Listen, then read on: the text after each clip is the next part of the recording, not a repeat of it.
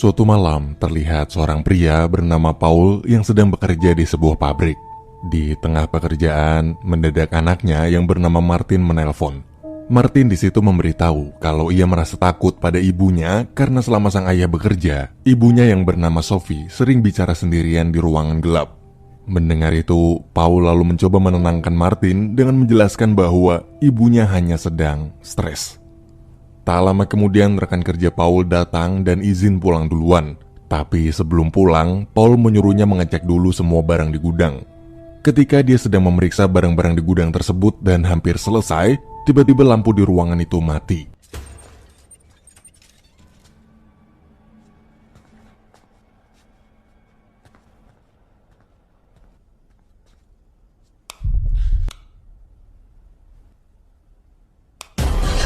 Karena merasa ketakutan, ia pun langsung buru-buru pergi.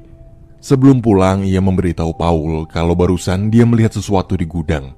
Awalnya, Paul nggak percaya dengan rekan kerjanya tersebut dan menganggap kalau itu mungkin hanyalah halusinasinya aja. Namun saat Paul akan pulang, dari arah lorong pabrik, ia seperti mendengar ada suara aneh. Lalu ketika Paul mencoba memeriksa sumber suara tersebut,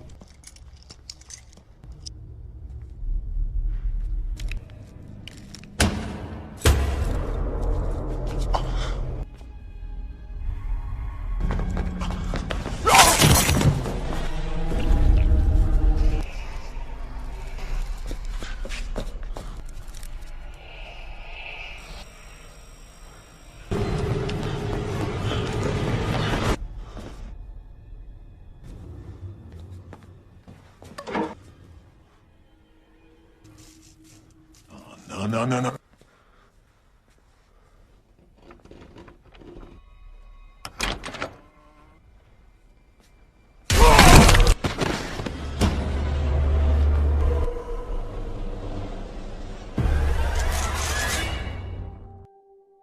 Beberapa waktu kemudian, setelah kematian sang ayah, di rumah, Martin yang ingin tidur seperti mendengar suara dari kamar ibunya.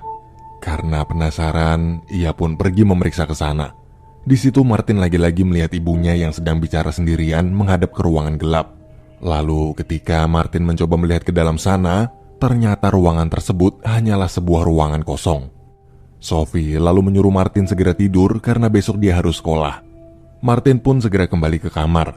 Namun saat Martin ingin mengucapkan selamat tidur pada sang ibu,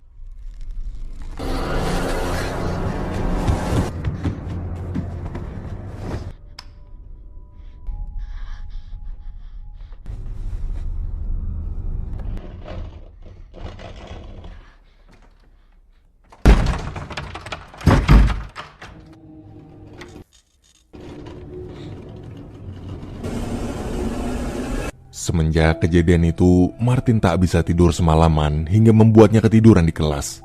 Salah satu guru kemudian menelpon Sophie untuk memintanya datang ke sekolah, tapi telepon tersebut tak juga diangkat. Akhirnya mau gak mau sang guru terpaksa memanggil kakaknya Martin yang bernama Rebecca. Rebecca pun datang bersama pacarnya yaitu Brad. Mereka berdua lalu bertemu dengan seorang petugas perlindungan anak dari pemerintah yang bertugas di sekolah tersebut. Jadi di sana itu setiap sekolah punya petugas perlindungan anak yang langsung diutus pemerintah biar kalau ada anak bermasalah sama keluarganya, anak itu bisa langsung lapor sama si petugas perlindungan anak tanpa harus pergi ke kantor dinas perlindungan anak. Oke, lanjut lagi. Petugas tersebut lalu menjelaskan pada Rebecca dan Brad kalau Martin sudah 3 kali ketiduran di dalam kelas. Si petugas merasa curiga jika penyakit bipolar yang diderita Sophie kambuh hingga ia menelantarkan Martin. Oke Google, apa itu penyakit bipolar? Menurut Wikipedia, bipolar disorder adalah gangguan mental yang menyerang kondisi psikis seseorang yang ditandai dengan perubahan suasana hati yang sangat ekstrim berupa mania dan depresi. Karena itu istilah medis sebelumnya disebut dengan manik depresif. Awalnya Rebecca membela sang ibu dengan mengatakan kalau ibunya selalu rutin meminum obat. Tapi saat Rebecca melihat langsung keadaan Martin yang terlihat sangat kelelahan, di situ barulah Rebecca percaya dan merasa ada sesuatu yang aneh pada ibunya. Setelah itu, Rebecca mengantarkan Martin pulang. Sesampainya di depan rumah, sebelum Rebecca dan Martin masuk, Martin malah meminta untuk nginep beberapa hari di rumah Rebecca karena ketakutan setiap kali melihat sang ibu berbicara sendirian di ruang gelap. Rebecca lalu memberitahu Martin kalau sebenarnya ibu mereka itu sudah lama menderita penyakit bipolar. Karena itulah ia sering berbicara sendiri dengan teman khayalannya yang bernama Diana. Tak lama kemudian ibu mereka membuka pintu. Ia bingung ketika melihat Rebecca datang mengantarkan Martin pulang. Rebecca pun lalu menceritakan pada ibunya apa yang tadi dikatakan oleh petugas perlindungan anak di sekolah Martin. Ia juga memutuskan untuk membawa Martin tinggal sementara di rumahnya sampai keadaan sang ibu stabil. Mendengar perkataan Rebecca itu, Sophie langsung mengatakan bahwa dia baik-baik saja, sambil terus memohon agar Rebecca tak membawa Martin pergi. Di momen perdebatan mereka berdua, Martin mendadak datang sambil membawa tas berisi barang-barangnya dan segera pergi bersama Rebecca meninggalkan rumah tersebut, tanpa memperdulikan ibu mereka yang terus-menerus memohon agar tak ditinggalkan. Ketika sampai di rumah, Brad berusaha menasihati Rebecca dengan mengatakan kalau tadi Rebecca tak seharusnya bersikap kasar pada ibunya sendiri. Tapi Rebecca justru malah tersinggung. Ia merasa Brad tak tahu apapun dan tak suka bila Brad ikut campur tentang masalah keluarganya. Sambil menahan emosi, Rebecca pun mengusir Brad pergi dari rumahnya. Malam hari saat sedang tidur, Rebecca terbangun karena mendengar suara ketukan di depan kamarnya. Awalnya Rebecca menganggap Martin lah yang membuat suara itu. Tapi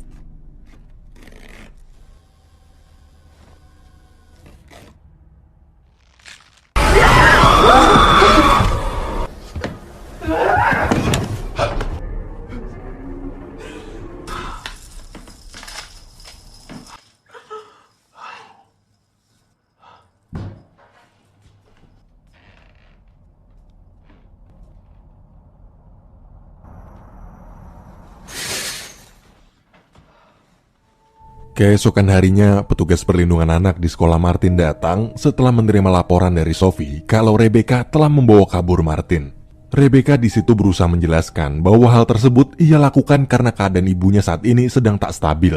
Namun si petugas lalu menjelaskan bila Rebecca mau mengasuh Martin, maka ia harus menuntut Sophie ke pengadilan terlebih dahulu, barulah ia bisa mengajukan diri sebagai orang tua asuh baru untuk Martin, dan proses itu pun juga membutuhkan waktu yang cukup panjang.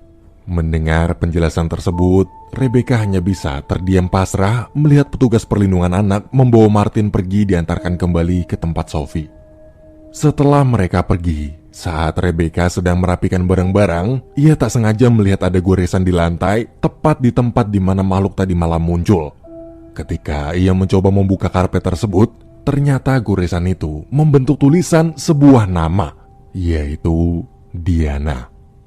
Melihat nama itu, Rebecca lalu teringat tentang sebuah kejadian aneh yang dulu pernah ia alami waktu masih kecil.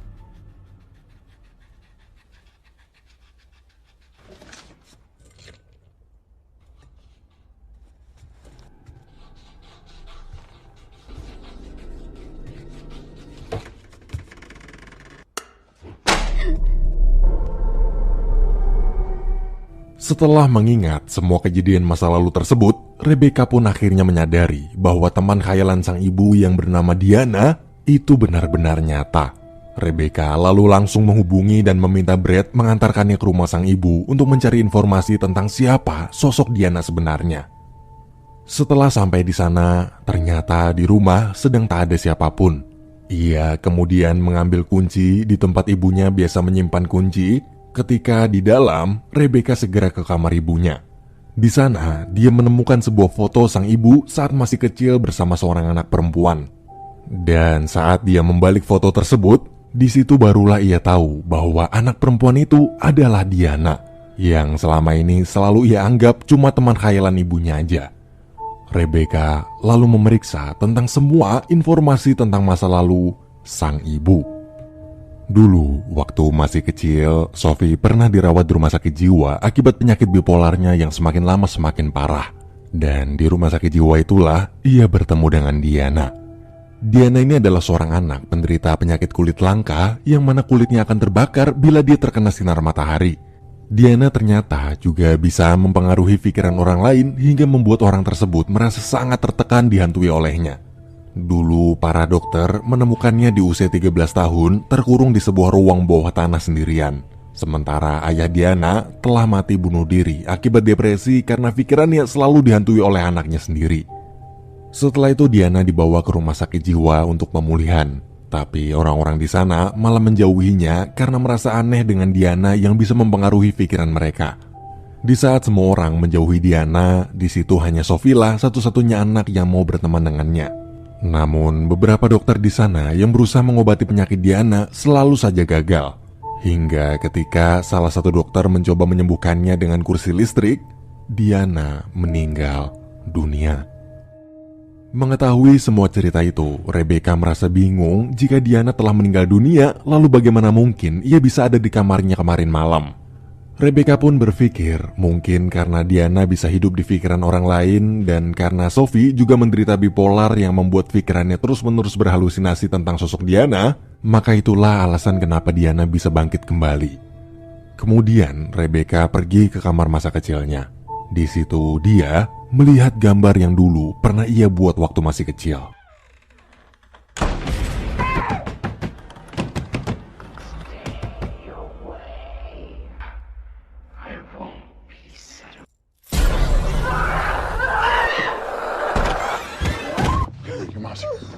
Di sisi lain, Sophie yang baru pulang belanja bersama Martin, ia lalu meminta maaf pada Martin. Dia merasa bersalah karena selama ini telah menelantarkan anaknya sendiri dan berjanji akan berusaha lebih banyak menghabiskan waktu berdua bersama Martin. Sophie juga mengatakan kalau ia akan menyiapkan popcorn untuk mereka bertiga menonton film bersama. Mendengar itu, Martin pun sangat ketakutan. Ia tak tahu siapa orang ketiga yang ibunya maksud. Martin lalu meminta pada ibunya kalau dia hanya ingin menonton film berdua aja tanpa mengajak orang ketiga itu. Ketika mereka berdua sedang menonton, Sophie di situ berkata bahwa dia takut Martin juga akan pergi meninggalkannya sama seperti Rebecca dan ayahnya. Mendengar curahan hati sang ibu, Martin pun menjawab bahwa terkadang untuk melawan rasa takut, maka hal yang harus dilakukan adalah menghadapi rasa takut tersebut. Mendengar itu, Sophie merasa kalau Martin kini telah tumbuh dewasa dan sudah saatnya Martin tahu tentang siapa sebenarnya Diana. Ia menutup semua jendela, mematikan lampu, lalu mulai bercerita tentang sosok bernama Diana. It was a long time ago. And look at me. And I had a friend named Diana. Mom, please, please. I found out something really bad happened. Mom, please let go. Do it now. She's going to stay, okay? No,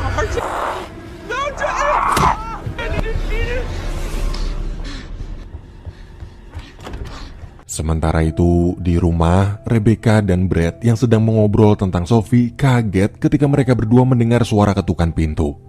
Saat pintu tersebut dibuka, ternyata itu adalah Martin yang terlihat pucat. Di dalam, Rebecca lalu menceritakan semua hal tentang Diana. Ia juga menjelaskan mungkin karena ibu mereka sekarang sudah tak mau meminum obatnya lagi, maka penyakit bipolarnya kambuh hingga membuat dia sering berhalusinasi tentang Diana. Mungkin karena halusinasi yang kuat dan terus-menerus itulah akhirnya sosok Diana benar-benar muncul. Mereka kemudian memutuskan untuk mencari tahu bagaimana cara melenyapkan Diana. Di tengah obrolan tersebut, Rebecca lagi-lagi mendengar suara ketukan. Tapi saat ia membuka pintu, tak ada siapapun di sana. Ia lalu merasa kalau suara ketukan itu berasal dari lemari bajunya yang gelap. Dengan perlahan, ia mendekati lemari.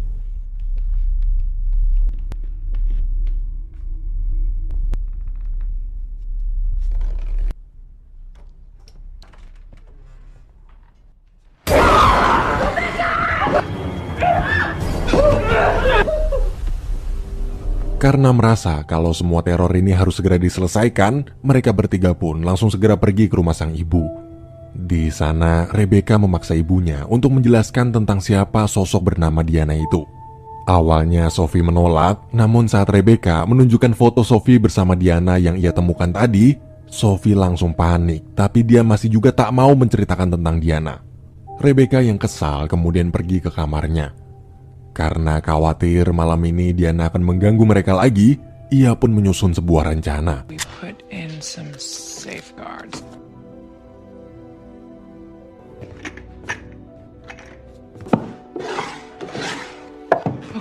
first round. Ketika semua persiapan telah selesai, Rebecca lalu pergi ke kamar sang ibu. Di depan kamar tersebut, dia meminta izin untuk menginap malam ini. Namun saat pintu dibuka, Sophie terlihat sangat tertekan. Di situ, Sophie mengatakan bahwa Rebecca bisa menginap kapanpun dia mau sambil memegang tangan dan memeluknya. Setelah Sophie kembali ke kamar, Rebecca sadar kalau tadi ibunya ternyata diam-diam memberikannya sebuah kertas yang bertuliskan, "Aku butuh bantuanmu." Melihat tulisan tersebut, Rebecca pun merasa ada yang tak beres. Ia berpikir kalau selama ini pasti ibunya sedang diancam oleh sosok bernama Diana itu. Ia lalu langsung pergi ke kamar mandi untuk memeriksa obat ibunya, tapi setelah lama mencari, obat tersebut tak juga ketemu. Rebecca lalu pergi ke kamar Martin untuk tidur. Tapi tak lama kemudian, listrik di rumah itu mati. Rebecca di situ ketakutan karena Diana nanti pasti akan menyerangnya dan Martin. Ia pun terpaksa memberanikan diri pergi memeriksa listrik di basement. Di sisi lain, Martin yang baru bangun tidur kaget saat melihat kondisi kamarnya gelap. Ia lalu mencoba mencari di mana Rebecca berada. Rebecca?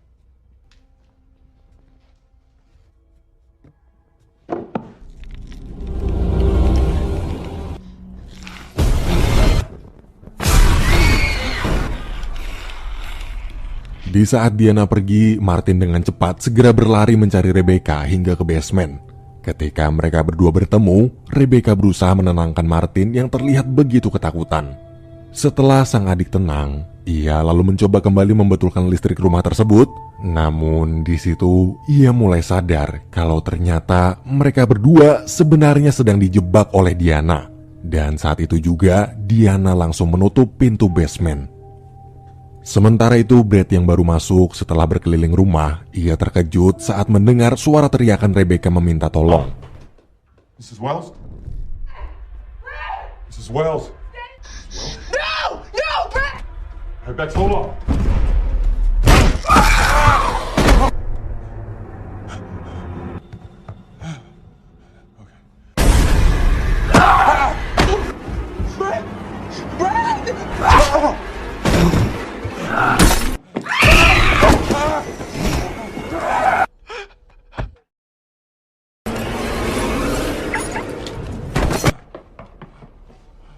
Sophie yang mendengar semua keributan di rumahnya, ia lalu keluar dari kamar untuk memeriksa keadaan. Saat tahu kalau Diana telah menyerang anak-anaknya, ia pun langsung memanggil dan memarahi temannya itu karena telah berani menyakiti Rebecca dan Martin. Namun Diana justru malah berteriak hingga akhirnya Sophie memutuskan untuk meminum obatnya lagi agar Diana menghilang. Tapi Diana di situ mengamuk lalu melempar Sophie sampai pingsan. Di basement, mereka berdua mendengar suara mobil Brad pergi meninggalkan mereka. Rebecca pun di situ mencoba menenangkan Martin dengan mengatakan bahwa Brad pasti akan kembali lagi. Ketika sedang menenangkan adiknya, perlahan-lahan senter yang ia pegang mulai padam. Karena merasa sebentar lagi senternya akan mati, Rebecca dan Martin pun lalu mengumpulkan semua barang-barang di basement tersebut untuk dibakar sebagai penerangan. Tapi di situ, Martin tak sengaja menemukan sebuah lampu UV. Melihat benda itu, Rebecca yakin pasti lampu tersebut bisa melindungi mereka berdua dari Diana. Kemudian, ia pun mulai menyusuri basement untuk mencari barang-barang lain yang bisa digunakan untuk melawan Diana. Namun, saat dia berkeliling, ia melihat ada banyak sekali tulisan di tembok.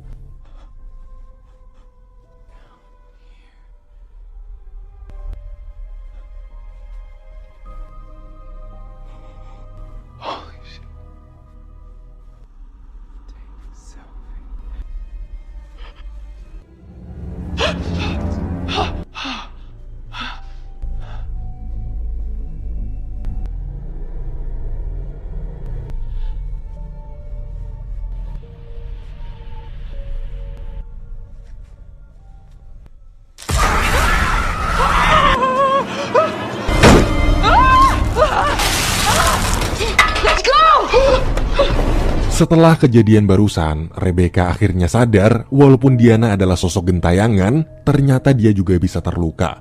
Rebecca lalu dapat ide bagaimana caranya untuk melenyapkan Diana.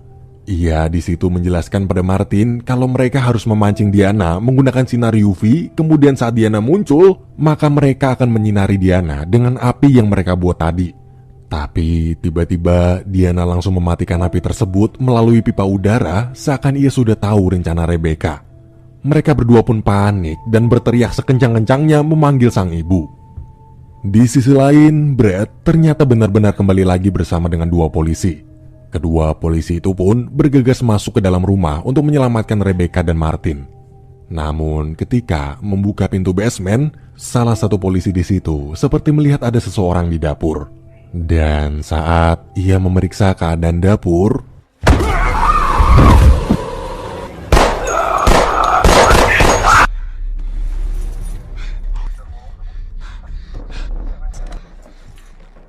Take it! We have to go. No, we have to get off! No, we gotta go!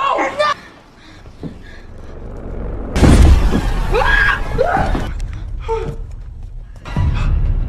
setelah Brad datang, Rebecca dengan cepat langsung menyuruh Martin lari keluar dan meminta Brad membawa Martin pergi. Sementara dia memilih untuk menolong sang ibu yang masih berada di kamar sendirian.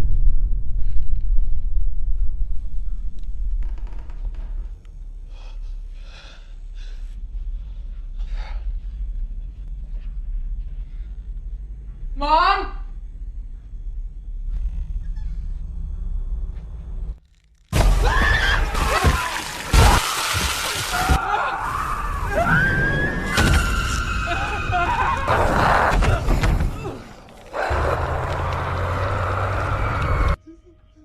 Told you! Mom, she killed Dad! Don't hurt my kids. That won't hurt me. This will. There is no you without me. Mom, what are you doing? Saving your lives.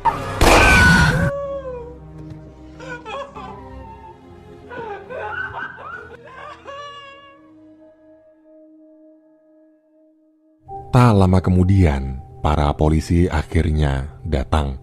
Rebecca, Brad, dan Martin kini benar-benar telah aman. Aman dari teror Diana yang telah lenyap bersamaan dengan meninggalnya sang ibu.